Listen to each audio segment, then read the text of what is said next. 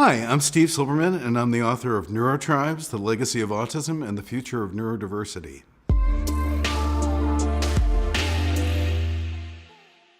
In the year 2000, I started working on an article about autism in Silicon Valley that was really the first mainstream press article to look at the role of autism in high-tech communities.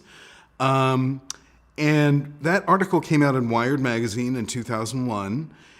And what really inspired me to write NeuroTribes was a couple of different things. I got email about that article for about 10 years after it came out, which is very unusual for a magazine article.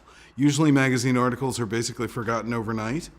But I got very intense, very human, very heart-wrenching emails for about 10 years. I got email from parents, from autistic people, from clinicians, from other people sort of on the front lines of autism.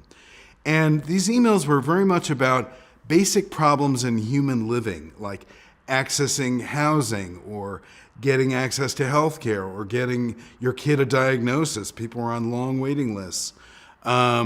People had been told autistic people had been told they were geniuses when they were young, but they'd never had a job because they could not get through a face-to-face interview very gracefully.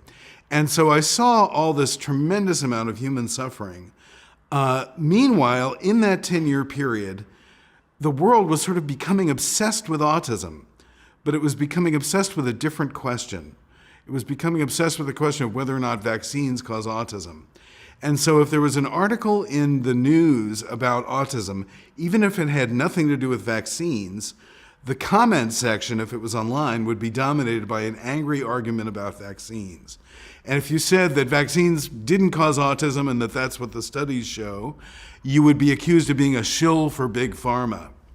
And so it seemed to me that there was a big disjunction between the concerns of the mainstream media about autism and the concerns of autistic people and their families, the people who are on the front lines. And I started to wonder why there was such a difference in those sets of concerns. And I had this intuition that there was something wrong with autism history, that somewhere we'd sort of lost our way as a society in studying autism. And so I felt that the Geek Syndrome, even though it was a very influential article, had somehow possibly missed the point. And that the point was that it was very, very difficult to be living with autism. It was difficult to have an autistic kid. And it was not because of autism necessarily. It was also because of the way society treated autistic people. And so that was the initial spur to write NeuroTribes.